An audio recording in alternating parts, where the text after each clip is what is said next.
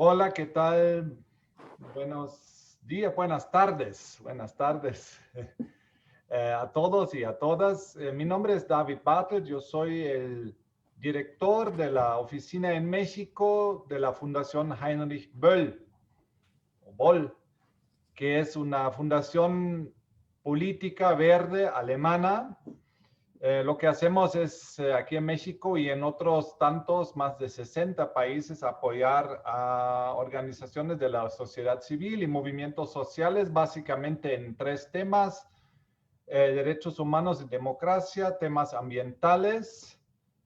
Aquí en México, en la América Latina, hablamos mucho de la defensa del territorio, porque también el tema ambiental es un tema de derechos, y género, la igualdad de género también es un tema de hecho transversal de nuestro trabajo.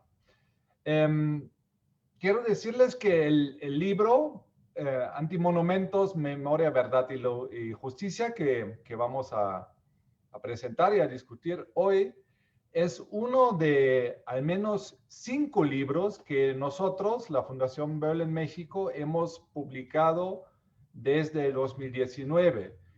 Y quiero decirles que están todos disponibles en PDF en nuestra página. Incluso quien quiera un ejemplar impreso, pues que hable con nosotros y vamos a ver lo que podemos hacer. Porque existen todos impresos. Solo el primero, ¿verdad, Jorge? Memorias de un corazón ausente, creo que ya está agotado, si no me equivoco, y hay que subrayar, es la tercera edición que ya está agotada, ¿no? Bueno, estas publicaciones hacen parte de un campo de trabajo que se ha fortalecido aquí en la oficina en los últimos años, dentro de nuestro eje de democracia y derechos humanos. Y quiero aprovechar también para decirles rápidamente que estamos en medio de montar un lugar que llamamos Experiencias de la Memoria en México.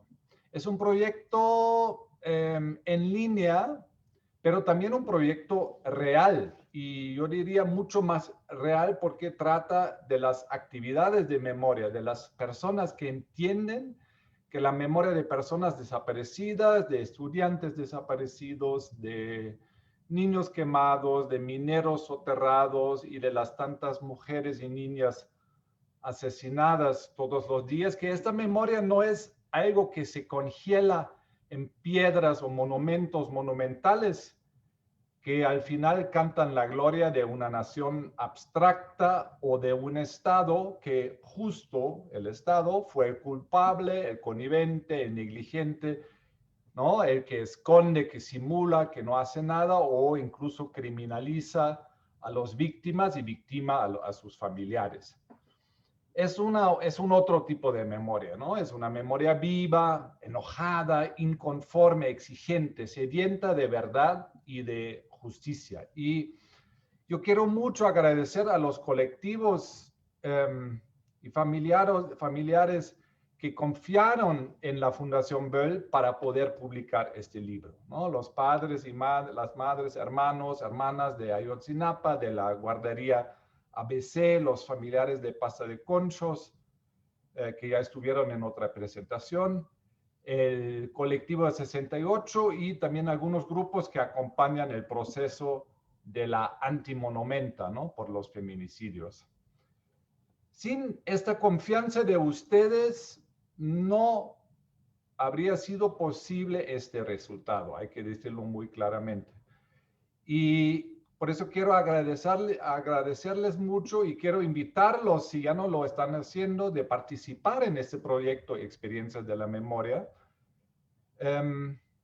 que como los antimonumentos de los cuales vamos a hablar es el contrario de la memoria oficial, ¿no? Como dije. Y yo diría que vale en el sentido profundo de la palabra, que vale la pena. Bueno, ya muy activa incluso en este proyecto Experiencias de la Memoria es una de nuestras panelistas, Paula Mónaco Felipe, la periodista. Y a ella, como a Luis Hernández Navarro de la Jornada y de la Brigada Marabunta, Aracelia Guerrero Rodríguez, quiero agradecer muchísimo por su participación en el evento de hoy y que nos dedican su tiempo. El evento que será moderado por nuestro querido Jorge Verástegui, coordinador de nuestra oficina, y también activista de derechos humanos, ¿no? Que todos conocen, y a quien agradezco de haber organizado este evento y a quien ahora paso la palabra. Muchas gracias. Muchas gracias, David, y muchas gracias a las personas que nos están siguiendo en vivo por nuestras redes sociales. Y agradecerle a Paula, a Aracelia y a Luis nuevamente por tomarse el tiempo para discutir esta publicación, que como ha dicho David, es una publicación muy valiosa. Incluso es más que una publicación, más que un libro, es un objeto en el que se contienen demandas muy sentidas de la sociedad mexicana en los últimos años y que están impactando ya no solo en la Ciudad de México, como lo vimos hace unos años, sino que en los últimos meses principalmente se ha ido replicando en otros estados de la República e incluso a nivel internacional. Le voy a dar la palabra ahora a Luis Hernández Navarro, que él es un escritor y periodista y coordinador de la sección de opinión de la jornada, para que nos pueda comentar desde su visión como periodista y además como un sujeto con una visión crítica y social. ¿Qué le ha parecido, qué te parece, Luis, esta publicación y la acción misma de los antimonumentos que han desencadenado estos grupos de familiares, víctimas, activistas? Pues buenas tardes. Para empezar, muchas gracias, Jorge, por la presentación. Muchas gracias a la Fundación Bell por la invitación para presentar este libro, que diría, comenzando por el final, es un libro apasionante, es un libro hermoso, yo diría muy bien editado, muy complejo de editar porque hay una multiplicidad de voces y tejer todas esas voces como si fueran un textil único, pues requiere de un trabajo de edición y de voces muy profesional, de tal manera que está muy bien logrado. Pero comenzaría diciendo, después de esto, que el asunto de los monumentos y los antimonumentos está en el centro del debate y de la acción directa en todo el mundo a raíz de los movimientos antirracistas en Estados Unidos. Hemos visto cómo en Europa, como en Estados Unidos, se han multiplicado las iniciativas para derrumbar estatuas de colonizadores, de personajes racistas. Aquí en México tenemos una larga historia de intentos de tirar la estatua de Cristóbal Colón, que no ha fructificado, y otras como la de Diego de Mazariegos en Chiapas, en San Cristóbal en 1992, o en la de Michoacán, tuvieron éxito, pero vaya, esto está en el centro de la efervescencia nacional. La Ciudad de México es una ciudad, como toda ciudad, que fue colonia y que tiene cierta vocación imperial, llena de monumentos, ¿no? Máxime, que es una ciudad fundada a partir de una conquista justificada en nombre de la evangelización, que requería levantar templos del tamaño del Dios en cuyo nombre se realizaba ese proceso de despojo y colonización. Es una ciudad que fue diseñada siguiendo un tablero de ajedrez a la manera en la que se había diseñado la ciudad de Toledo, y que comenzó a construirse alrededor de iglesias, de la catedral como un elemento central, las casas de los fundadores, los ayuntamientos, el palacio de gobierno, etcétera, etcétera. ¿no? De tal manera que la catedral se convirtió en ese paradigma de la arquitectura colonial. Y después los conquistadores pues decidieron erigirse sus propios monumentos, ¿no? Como la estatua de Carlos IV de Tolsá, entre 1796 y 1803, y ya después está toda esta iniciativa desde el Estado, en el marco de reconstituir el Estado-Nación, inventarse una historia, un pasado, comenzar a renombrar calles y levantar monumentos. Es en este contexto en el que se levantan, por ejemplo, en pleno Porfiriato, las estatuas que están sobre Paseo de la Reforma, ¿no? 77 estatuas. Ahora ya han venido aumentando más, ¿no? Lo interesante de esto es que hace ya muchos años, estoy hablando del año de 1976, en la Escuela de Antropología hicimos un pequeño estudio sobre esas estatuas, o más precisamente sobre cómo percibían los ciudadanos de a pie que transitaban por Paseo de la Reforma, o incluso algunos de los que vivían allí, cómo veían esas estatuas. Y la inmensa mayoría no tenía idea de qué se trataba, ¿no? Eran objetos decorativos, eran referencias, ¿no?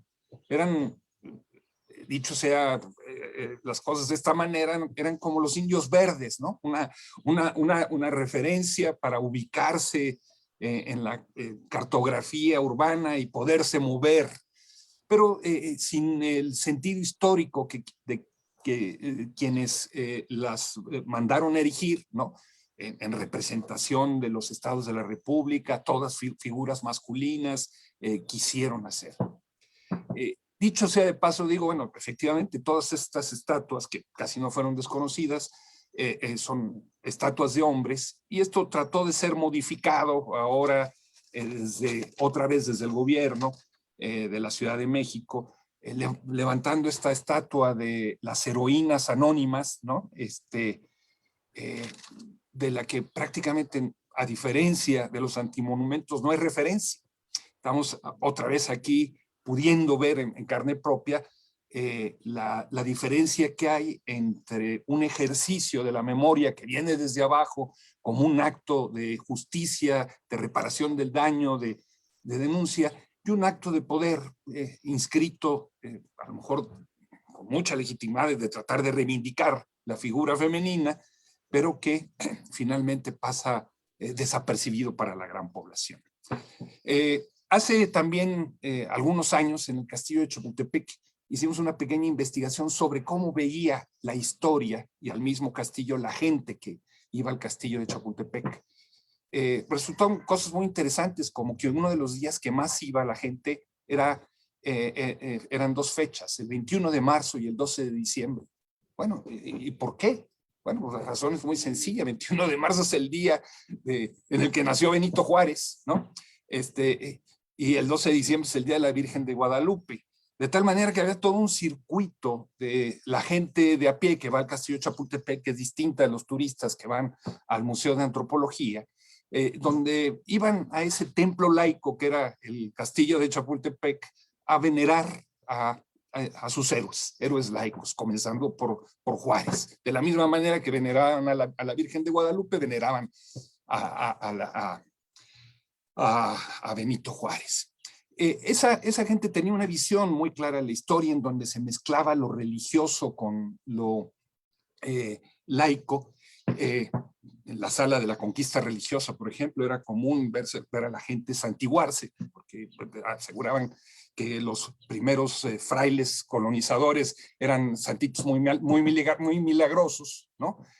Y tocar con fruición la carroza de Benito Juárez, ¿no? Y asomarse con morbo a la tina de Maximiliano y Carlota, ¿no? Preguntándose si era la verdadera o si era cierto que se la había llevado Irma Serrano en aquel entonces, que era una de las historias que circulaba por entonces.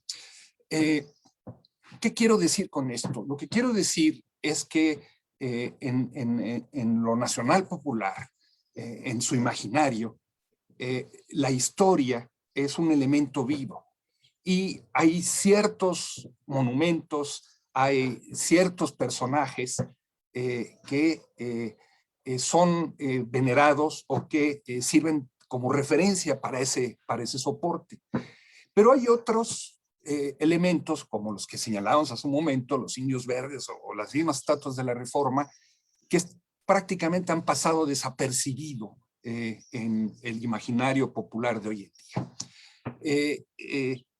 En contraste, lo que vemos claramente reflejado en este libro de antimonumentos es el deseo de renombrar la ciudad, reconfigurar la ciudad para poner en el centro de ella graves heridas que no han sanado y que reivindican un ejercicio de verdad, de justicia y de reparación del daño.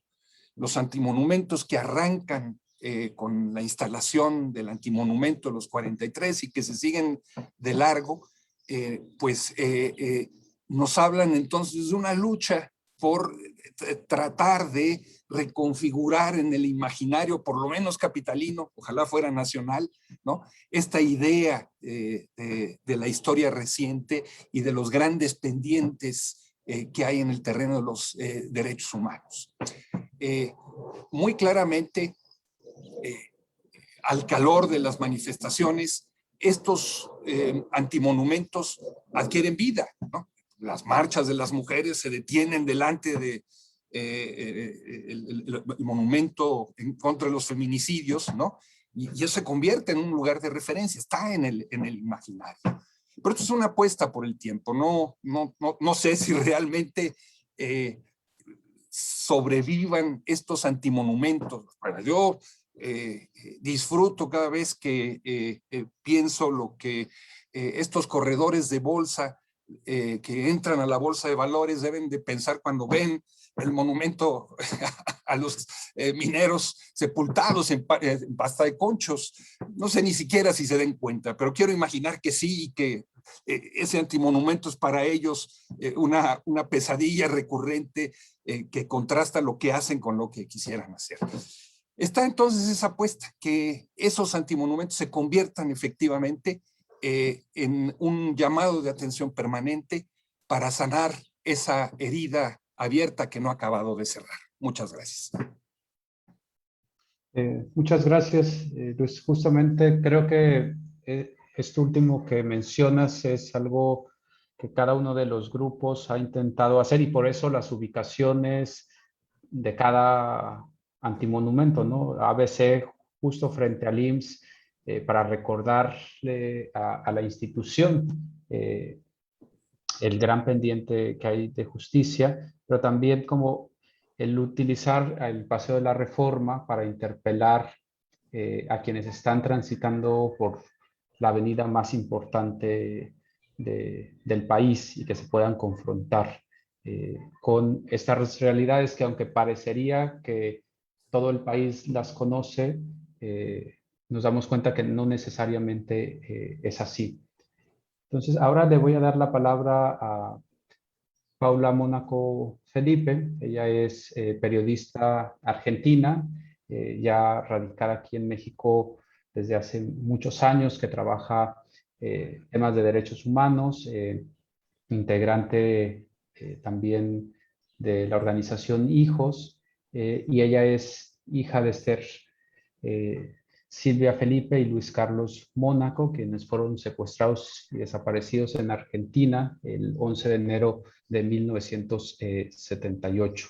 Entonces, Paula, me gustaría que nos platicaras cómo ves con una mirada más internacional este fenómeno de los antimonumentos y la construcción de memoria. Buenas tardes, Jorge, y a todos que nos están acá conectados, viendo o participando de distintas formas. Justo yo creo que ahí hay una parte bien interesante, que es, al menos yo no conozco o no conocí experiencias similares en el resto del mundo y en América Latina en particular, pese a que llevo 26 años militando dentro de la organización Hijos y toda mi vida en organizaciones de familiares de personas desaparecidas. Entonces creo que es muy interesante ver eso. Si hay antecedentes, si hay prácticas similares, prácticas en el entorno de marcar el espacio, de construir la ciudad. Yo acá en México, entre integrante de hijos y como periodista, un poco he acompañado y documentado algunas de estas instalaciones, y en esos momentos de la instalación me llamó la atención la emoción de las familias ante la instalación. Y una emoción muy distinta a las emociones en una protesta, muy distinta, que son siempre como entre ese enojo pero con fuerza, de andar juntos, muy distintas a las emociones de un homenaje o conmemoraciones donde son la nostalgia y el dolor un poco las que sobrevienen. En las instalaciones de los antimonumentos he visto a los familiares de los distintos grupos con una emoción distinta, incluso nueva, creo, para ellos. No sé si podría definir qué tipo de emociones. Hijos, en Argentina y aquí en México colocamos una cosa que se llaman baldosas de memoria, que son una forma de intentar señalar los lugares donde una persona vivía, donde fue desaparecida, donde estudiaba, donde trabajaba, como para señalar la ciudad, porque bueno, es un tema que tenemos desde hace ya un par de décadas, cómo señalar y hacer de las ciudades espacios de memoria. Y son experiencias como muy distintas. En México las que hemos hecho han sido bastante solitarias, somos muy poquitos, y en Argentina son un poco más multitudinarias. Aquí se hace entre la organización Hijos y la familia de ese desaparecido, se le consulta, se acompaña y algunos compañeros. En Argentina hay toda una organización en torno de Baldosa de las Memorias, multisectorial, digamos, que trabaja Hijos, trabaja la familia, pero trabajan también organizaciones políticas y sociales de cada comunidad. Entonces, cuando uno quiere poner una baldosa, se hace todo un proceso. Y acá lo que nos ha pasado, más allá de que podamos decir, bueno, buscar distintas razones por las que los familiares de desaparecidos caminan tan solos en México, ese es otro tema que podremos ver después, más allá de eso, acá lo que nos pasa es que siempre las arranca, que nos vamos y esa baldosa de memoria deja de existir en un ratito. O sea, se hizo el evento, se documentó, existe una foto, pero la marca ya no existe. Y en ese sentido, creo que de entrada los antimonumentos están sentando un precedente de cambiar, de partir de leer eso, de que hay una sociedad a veces silente y a veces adversa a estas temáticas, y tratar de sortear eso de alguna manera. Pero creo que también hay en la emoción que generan a las personas que he visto que la instalan, trato de entender qué es esa emoción o por qué esa emoción. Y lo que yo me explico es que cuando uno sufre dolores tan agudos y tan intensos como la desaparición forzada, como la muerte de los niños en la guardería ABC, como la insostenible situación de que los mineros sigan atrapados dentro de la mina tantos años después, que a la empresa les importe más el costo que significa hacer un trámite de sacarlos que lo que significa para la familia recuperar los cuerpos como una dignidad mínima. Más allá de todo eso, siento yo que en la colocación de los antimonumentos en México hay como una cosa tan rompe estándares hegemónicos, rompen falsas normalidades, como la primera vez que los familiares desaparecidos acá y allá salieron a decir esto existe.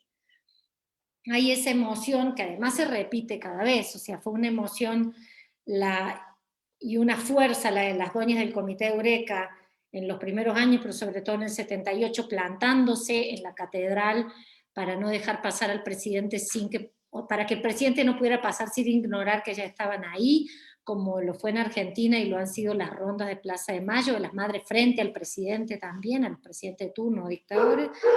Y esa misma emoción se renueva cada vez que alguien que tiene una desaparición sale por primera vez con su foto. Yo creo que los antimonumentos están generando de nuevo esa carga de emocional tan fuerte, pero con un dejo nuevo que es el de la esperanza de alguna forma, que significa el transitar, me parece a mí, el del dolor personal a un dolor colectivo, que es lo único que podemos hacer y lo único que salva en esto.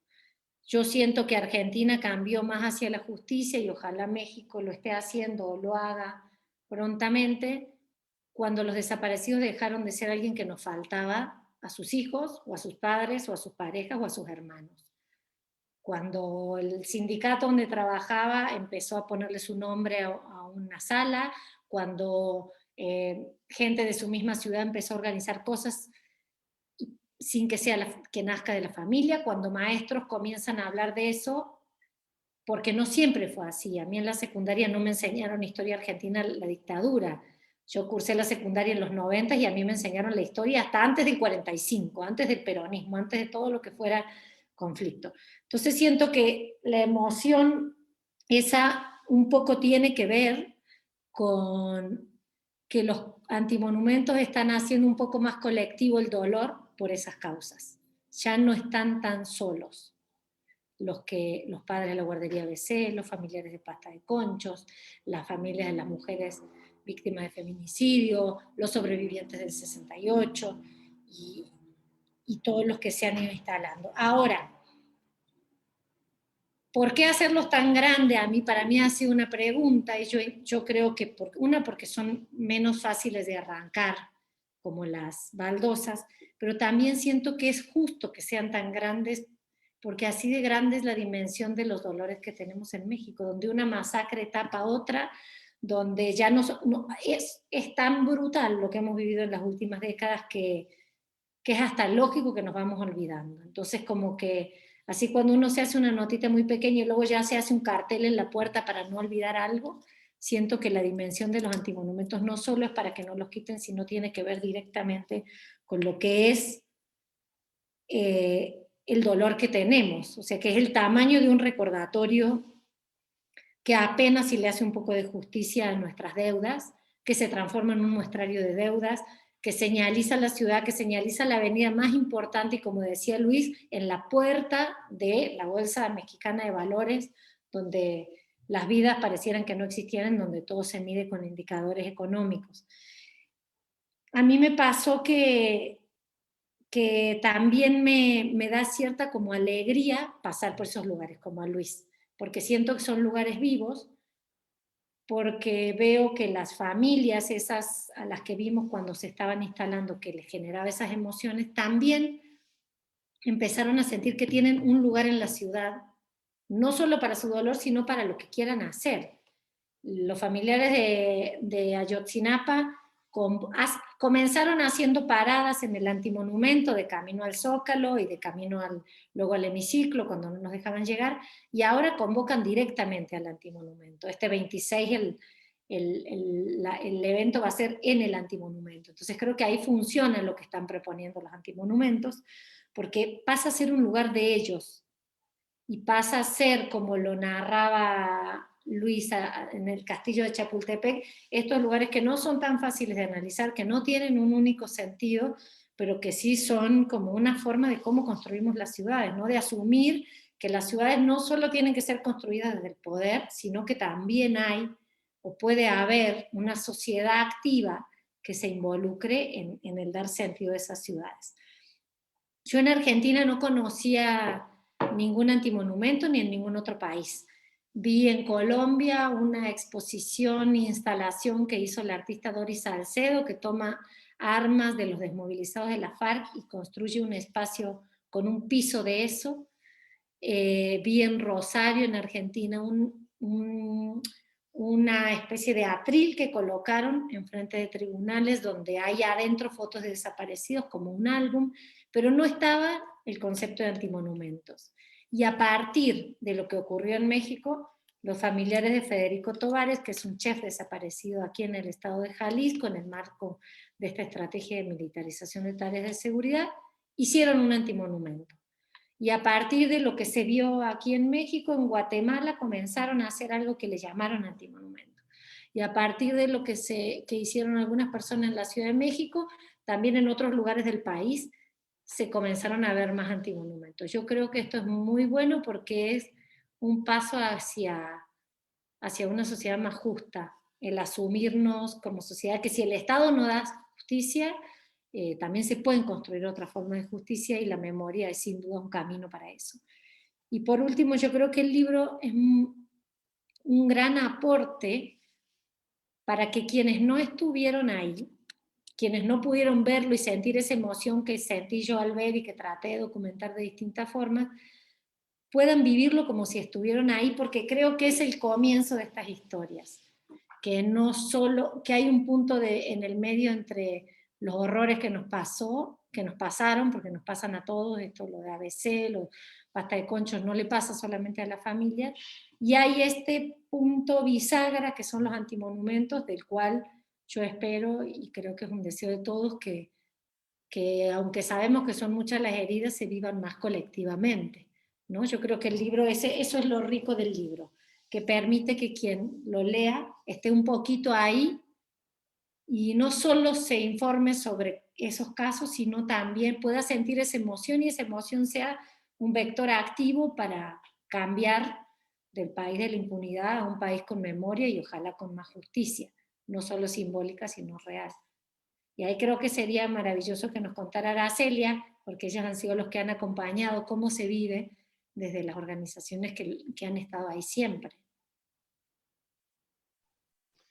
Muchas gracias, Paula. Yo creo que este enfoque que pones ahora sobre colectivizar el dolor, pero también diría la esperanza, ¿no? Es uno de los grandes retos que tenemos en México porque ciertamente nos hemos acostumbrado a ver una masacre y a los días otra y nos olvidamos ya de la anterior y por una u otra razón volteamos la mirada y continuamos como si no pasara absolutamente nada.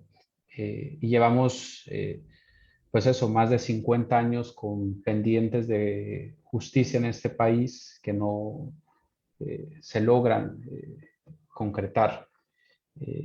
Y igual que, como decía Luis, estos antimonumentos, como lo hace el Estado con los monumentos, van creando su propia historia y son además espacios no estáticos. Hay que recordar que básicamente a todos los antimonumentos y la antimonumenta han sufrido alteraciones y se les han añadido cosas. No sé, a veces hay que recordar que se pusieron las réplicas de los zapatos de las niñas y los niños en bronce, que después fueron robados. En el de pasta de concho se puso digamos, una jaula en la que se pusieron los cascos de los mineros que están todavía sepultados en la mina con carbón justamente de esa región. Igual el más 43 tiene su milpa atrás. La antimonumenta pues se le han ido incorporando un montón de cosas, fotografías, cruces, flores.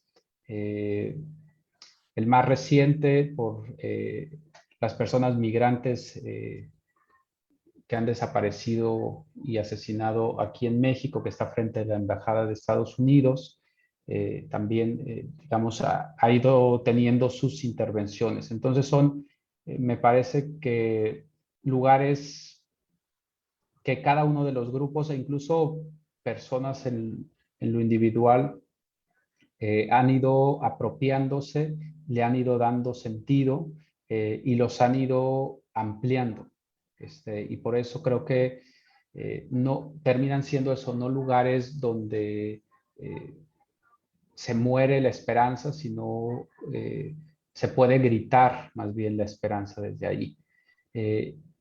Y bueno, ahora le daré la palabra a Aracelia Guerrero. Ya es profesional de teatro, forma parte del Sistema Nacional de Creadores del FONCA. Su trabajo está dedicado a la aplicación práctica del teatro en circunstancias.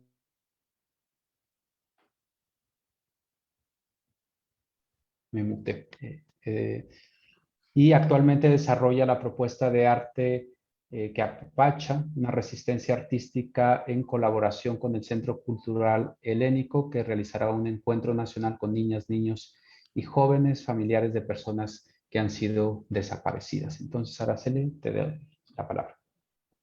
Hola, muchas gracias. Yo estoy también muy emocionada. Yo no soy periodista y pues respeto y admiro mucho el trabajo de Paula y de Luis, así que muchas gracias por colarme en este grupo, en donde yo pues en efecto, a excepción del 43, he tenido el privilegio y la fortuna de estar en todas las colocaciones, de ser observadora, de meter mano, de ser valla, en fin, ¿no? De colaborar también en la parte de los recursos, es decir, de tratar de convocar. Yo vivía en Ayotzinapa cuando se colocó el 43, el más 43, y pues yo lo vi y la verdad es que, pues como bien sabemos, esta autonombrada guerrilla de memoria que organiza la colocación y todo el proceso, que lo hace en una absoluta secrecía y con una confianza en pues este grupo que lo impulsa, pues no nos dejaba ver. Yo veía y yo decía, ¿pero qué están haciendo? ¿Qué es eso? Y luego hablaban de refuerzos, pero bueno, pues yo andaba en la lucha, digamos, allá en Guerrero, acompañando a las madres y a las compañeras. Acá estaba, por supuesto, una comisión, y el mirarlo y verlo levantado, por supuesto, fue pues un asombro, una enorme alegría y una sorpresa, ¿no? Las personas, muchas de las que nos dedicamos al arte, que somos trabajadoras del arte, buscamos cómo convocar o cómo comunicar. Y bueno, pues en lo escénico, que es, digamos, el campo en el que yo me he desarrollado, pues el asunto es efímero, ¿no? Lo presentas y se va. Y presentas o hablas de algún tema en específico con mucha vehemencia, pero esto era otra cosa, es decir, una protesta continua, un grito, 24 horas. Es decir, allí colocado, enfrente de todo el mundo, un dolor, una rabia, una angustia, un todo junto. Estaba releyendo el libro y pues la verdad es que no, como bien dice Paula, ¿no? Cada colocación es de una emoción infinita. Lo leo y lloro, me conmueve justamente por todo esto que implica, pues porque es una forma rebelde, creativa, que se ha vuelto en referentes incluso nacionales. Hay varios ejemplos de réplicas o de intentos de réplica, porque ahorita hablaremos de cómo han quitado, sobre todo antimonumentas en diferentes lugares, lo cual implica y significa el poder que tiene una protesta de este tipo. Como decía hace rato Luis, ¿no? Cuando se hablan de las estatuas que hace el gobierno y que nadie sabe quiénes son, al contrario, acá los rayan, los tratan de quitar porque hay un poder en el mensaje que tiene y que además esto no se calla. Creo desde este punto de vista del arte, pues eso, que es una de las manifestaciones más redondas, más complejas, porque además eso, no es un artista que firma una obra y se toma fotos junto a su obra, que eso a mí es otra de las cosas que me maravilla, y que es una enseñanza justamente contraria de pronto a lo que se enseña desde el mundo del arte, que es el crédito, el adorno ante la obra de arte, ¿no? Aquí hay obras muy bien hechas, muy bien diseñadas, muy bien pensadas, los ángulos, hacia dónde tiene que ver, cómo se mueve, todo está analizado. ¿Para qué? Pues justo para que tenga esta repercusión social en el espacio público y hacia afuera. Bueno, de mis experiencias de acompañamiento, pues han sido diversas, como les digo, ¿no? Pues soy voluntaria de la Brigada Marabunta, que sabemos, pues se ha acompañado y acuerpado diferentes montajes, y pues justo cada una ha tenido su peculiar desarrollo. Recuerdo en Pasta de Conchos, pues lo complejo que fue porque las piezas eran enormes, la misa larguísima del padre de Raúl Vera, y yo estaba sentada al final, pues estábamos ya cuando se coloca, como saben, se colocan las estatuas, los antimonumentos, la anti, y se hace una velada, porque por supuesto hay una reacción del Estado, que eso es otra cosa, pues por supuesto fascinante. No se pide permiso, no se avisa, se coloca. Y estábamos sentadas en las bancas ahí en Reforma y escuchamos cómo estos señores de la policía, que están vestidos de civil, pero que son policías, pues estaban muy enojados, ¿no? Y decían, cabrón, ya nos lo volvieron a poner enfrente.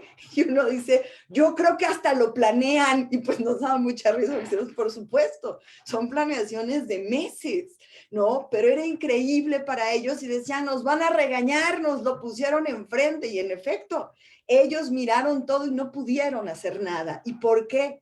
Por la fuerza que tiene la sociedad que se organiza. Es decir, las mamás, el sacerdote o los sacerdotes, porque había, ¿no? Los deudos, las familias, los que van pasando, las que estamos acordonando, es una fuerza impresionante que no tienen la policía más que mirar y decir, ya nos volvieron a poner un antimonumento. Y con el peso que esto significa, ¿no? Hay pues estas deudas, estas heridas de las que se ha hablado. Creo que una cosa que todas soñamos o que nos gustaría mucho, pues sí, un día descolocar los antimonumentos porque llegó la justicia, ¿no? Ese sería un acto que desearíamos, pero desafortunadamente, y ahora lo estamos viendo a partir de los antimonumentos, que no ha habido justicia en ninguno de los casos, justicias prometidas que no han llegado. Podemos contar esta otra historia de nuestro país, ¿no? Este recorrido por los antimonumentos, en donde pareciera que es un solo caso, pero no es un solo caso. Los 49 bebés de la guardería, pues son el reflejo de la impunidad, del nepotismo, de todas estas cosas que se repiten todo el tiempo. O sea, cada uno de los ejemplos de los antis nos puede abrir esto, contar esta historia que no se cuenta en las escuelas y que además detrás de estos antimonumentos, no detrás, junto, o las familias que encabezan para nosotras son pues los héroes que nos dan patria. Es decir, si ellas y ellos no lucharan, si ellas y ellos no mantuvieran este grito, pues francamente este país estaría aún más perdido y aún más hundido. Creo que lo que dice Paula sobre acompañar, pues es algo de lo que a muchas nos importa todo el tiempo estar diciendo, la importancia de acompañar, la importancia de esa persona que llega y que dice, yo no tengo dinero, pero tengo unas tortas mientras ustedes están haciéndolo, es absolutamente conmovedor, porque es esa parte que sí le importa, esa parte que sí sabe lo importante que es no olvidar, porque si olvidamos, pues sabemos que les dejamos a las demás personas, a los otros, a los malos, a los que quieren borrarnos, ¿no? Ganan ellos y nosotras y nosotros no queremos que pase eso. Con la antimonumenta, pues bueno, ahí hay un asunto bien interesante de cómo fue esta organización en donde se decidió que solamente mujeres la colocaran. Nos implicó ensayos, nos implicó un montón de cosas de organización muy interesantes, muy conmovedoras, por supuesto, también. Y en donde sabíamos, por supuesto, que la anti pues iba a sufrir, como bien dice Jorge. Han habido modificaciones en las antis, pero también hay ataques, ¿no? De pronto, la gente que está en contra de la vida, ellos se dicen pro vida, pero no lo son, pues ya fueron un día a rayar, ponen mensajes en contra, se ataca mucho y también pues sabíamos que eso es un reflejo de lo que sucede con las mujeres todos los días, estas violencias a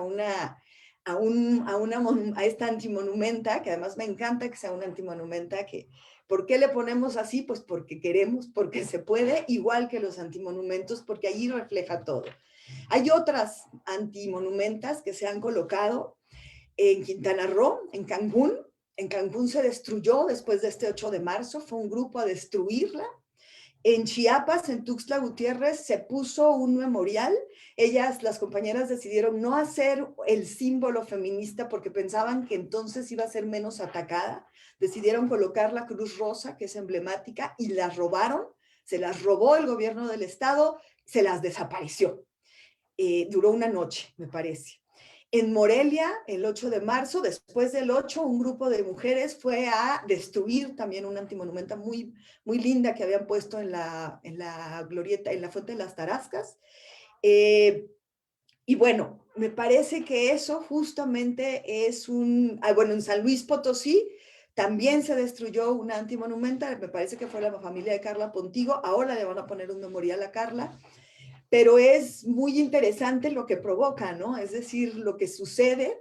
Hay muchas otras mujeres que quisieran levantarlas, pero sabemos también, justo por el acompañamiento, que de pronto hay que hacer un llamado justo a acompañarnos, ¿no? A que estos gritos de justicia se coloquen en donde tienen que estar y no nos amedrenten, porque creo que sí es un foco rojo que se destruyan monumentos a mujeres víctimas de feminicidio y desaparecidas. Entonces, bueno, pues les agradezco y yo pues les podría contar muchas anécdotas de los montajes que son cálidas, que son emocionantes, pero sobre todo que lo que yo quisiera es invitar a la gente a visitarles y a que cuando se vuelva a colocar una, acuerpen, acompañen y seamos todas juntas memoria viva. Muchas gracias, Araceli.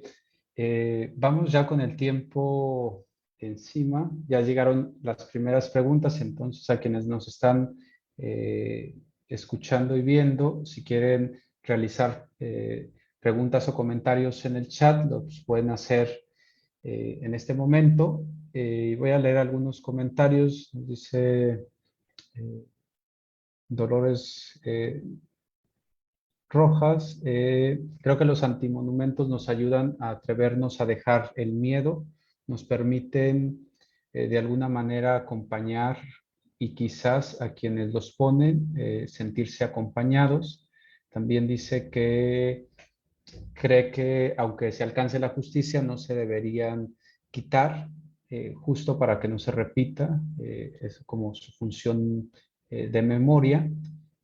Felipe Serrano pregunta, ¿hasta dónde pueden influir los antimonumentos en las sociedades como la de México?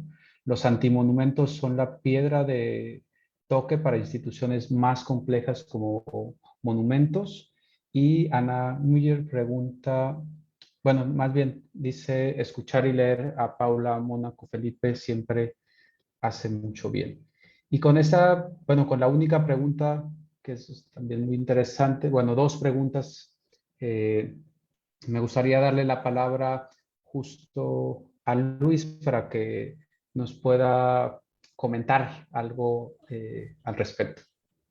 Gracias, Jorge. Y muy interesantes las preguntas y extraordinarias en las presentaciones de Paula, Araceli y tus propios comentarios.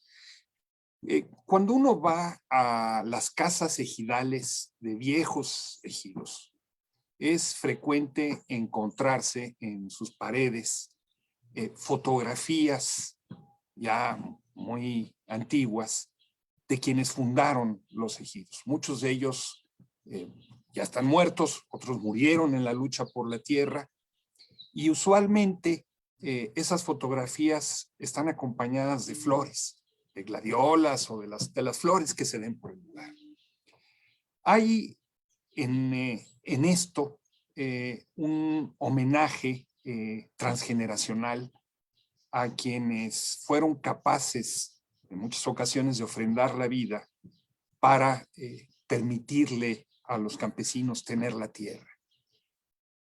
Yo creo que con todas las diferencias del caso, los antimonumentos son una especie de traslado de esta experiencia de quienes con su dolor, con su sangre, están ayudando a crear una nueva ciudadanía.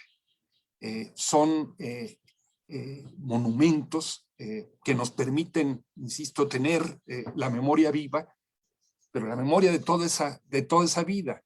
El poder siempre busca sepultar las resistencias, busca eclipsar los dolores, busca dispersar las oposiciones, busca presentar a quienes se oponen como si fueran locos o locas que emprenden causas, en el mejor de los casos, quijotescas, generalmente interesadas.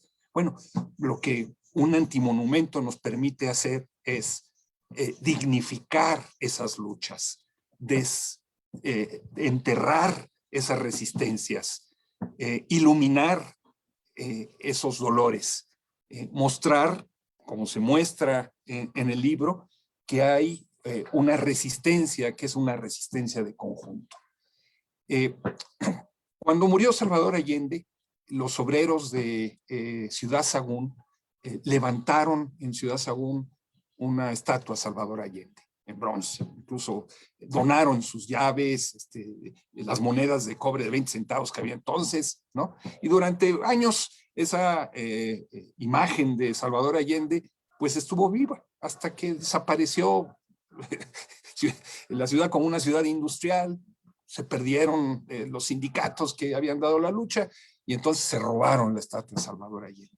Hace unos cuantos años, los maestros democráticos de la Coordinadora Nacional de Trabajadores de Educación, los egresados del MESHE, grupos campesinos, volvieron a poner ahí en ese mismo lugar, ahora de resina, una efigie de Salvador Allende. O sea, está vivo en la memoria. Esperemos que estos antimonumentos que están aquí, incluyendo el del New Divine, ¿no?, del que habla el libro y que fue desaparecido por Chiguil, nos permitan mantener vivo a lo largo del tiempo esa memoria colectiva de las distintas generaciones que han luchado. Muchas gracias, Luis. Nos están comentando en el chat también que en San Luis de la Paz, Guanajuato, el gobierno municipal puso una mofa de antimonumenta, que los movimientos no necesitamos la legitimación del Estado. El grito por la justicia es legítimo por sí mismo. Lucía García nos dice que un recorrido por los antimonumentos y la antimonumenta serían la lección de la historia real y viviente. Eso es lo que necesitamos retomar los maestros en las aulas. Y bueno, retomando lo que nos comenta Luis, y con las dos preguntas que tenemos, bueno, las únicas dos que están abiertas todavía, si estos antimonumentos logran influir o pueden lograr influir en una sociedad como la de México, y si son la piedra de toque para instituciones más complejas como los museos. Le daría la palabra ahí a Paula también para que nos dé alguna reflexión. Yo creo que acá hay un debate bien interesante, porque como decía y como contaba Luis y también Aracelia, tenemos las ciudades llenas de esculturas, monumentos, incluso nombres de calles que nunca cuestionamos porque no estorban, o sí estorban, pero nos acostumbramos a ellos, porque son una forma de memoria que tal vez como ya no nos representa, la dejamos como de lado, ¿no? Entonces siento que como que se han vislumbrado en los últimos años, y en México en particular con los antimonumentos, dos formas distintas de memoria, que es la del bronce, la placa conmemorativa, el museo, y la de fuera, la de las calles. Me parece que en eso está muy buena la propuesta de que los antimonumentos no apuntan a la placa conmemorativa, sino a otras formas.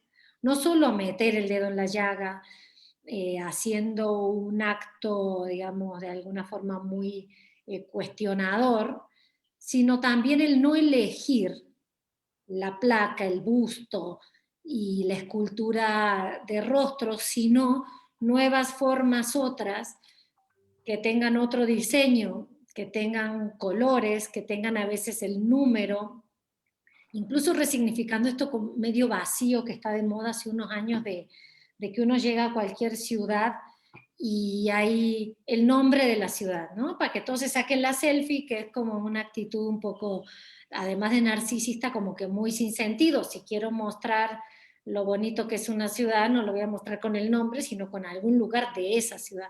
Entonces siento que los antimonumentos en esto resignifican esa parte. Pero además han ido como tomando otras dimensiones, como es el instalar los zapatitos en el de la guardería ABC, que es un hecho muy conmovedor, así como decía Araceli, creo que eso es una de las palabras que podrían dar respuesta a esta imposible forma de nombrar el sentimiento que he tenido de lo que he visto, ¿no? Conmueve porque te mueve hasta lo más profundo, y creo que los antimonumentos aspiran a eso, y en general los museos no aspiran a eso. Entonces creo que más que museos de memoria necesitamos seguir sacando a las calles lo que nos duele, lo que nos pasa, lo que nos conflictúa. Y a mí eso, que recién hacía un recuento interesante Aracelia, y también la pregunta que nos mandaban de esto de los que rompen, o cuando el Estado trata de subirse a hacer un antimonumento, cuando ese mismo Estado no está logrando resolver los conflictos que tiene en su territorio. Por supuesto que me enoja que rompan los antimonumentos, me enoja lo que está pasando, ¿no? Pero yo siento que el que los rayen, los quiten, los rompan, habla de lo incómodos que son, de cómo perturban, de cómo meten el dedo en la llaga, y de cómo eso que pareciera vacío, como es la memoria, que pareciera incluso como sin poder, no lo es. Y que hay momentos en los que las sociedades decimos, basta, no quiero vivir en una calle que lleve un nombre de un genocida, o no quiero tener a Cristóbal Colón, que bueno, ya se reacomodó, como decía Luis, pero hay que no parar hasta que lo quiten, porque es un genocida y no es un héroe a quien rendir tributo. Y muestra que la memoria sí es un arma poderosa, ¿no? Mis compañeros de Hijo Guatemala tienen una consigna que a mí me gusta mucho, ahí hasta les voy a mostrar porque traigo una playera de eso, que dice memoria, territorio en disputa. Y yo creo que justo es muy eso. La memoria no es algo simbólico, no es algo solamente así como de los museos, es una pelea, y una pelea cotidiana. En Guatemala, fíjense, instalaron varias personas, no voy a decir, porque justo ahí estaba por saltar lo que no podemos decir de quiénes son y las fuentes, pero las personas que instalaron la primera antimonumenta enfrente del Palacio, el primer antimonumento enfrente del Palacio Presidencial por las niñas quemadas en este hospicio, se los arrancaron. Hasta diciembre, que fue cuando yo estuve en Guatemala la última vez, se los habían quitado 11 veces. Y 11 veces lo volvieron a hacer. Seguramente lo habrán quitado otra vez y lo van a volver a quitar y lo van a seguir haciendo. Y yo creo que más que apuntar a museos, tenemos que seguir apuntando a las calles, a que ya no vivamos en calles que tengan nombres de genocida, que no permitamos que haya monumentos a personas que no nos representan, y que sí defendamos esos otros que sí nos representan, los de las heridas. Muchas gracias, Paula. Verónica Híjar les manda saludos, dice que super libro. Alejandro Alonso comenta que es necesario trabajo que visibiliza el dolor en busca de justicia, refuerza la memoria señalando víctimas. Y bueno, hasta ahorita son todos los comentarios. Te voy a dar finalmente la palabra a Aracelia para poder con ella cerrar. Pues bueno, también hay justamente sobre las maneras en que el Estado quiere montarse en nuestras protestas.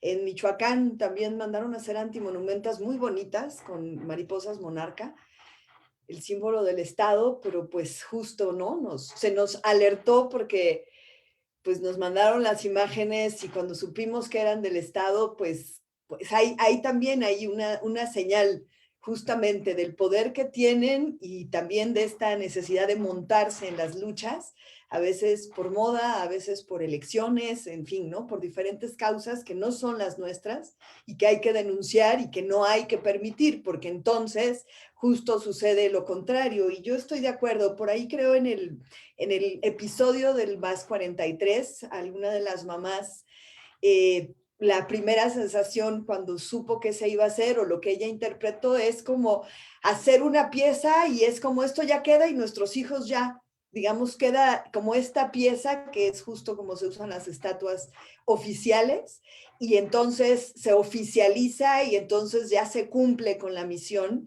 y entonces se coloca en un museo a las que van pocas personas y esas personas van en búsqueda de otro tipo de experiencia, a lo mejor más estética, pero no es esta experiencia rebelde que tiene todo el proceso, porque otra vez no es la pieza únicamente, que es una pieza de arte sin duda, sino el esfuerzo colectivo, la desobediencia, este territorio en disputa como la playera que trae Paula, que nos apropiamos porque es nuestro, porque las calles son nuestras, porque los museos tendrán una exposición temporal y la quitan. Aquí no. Y por supuesto, hace rato que hice el comentario de quitarlo, no, estoy de acuerdo en que jamás deben quitarse, sino es la idea de, pues lo que deseamos es que haya justicia, ¿no?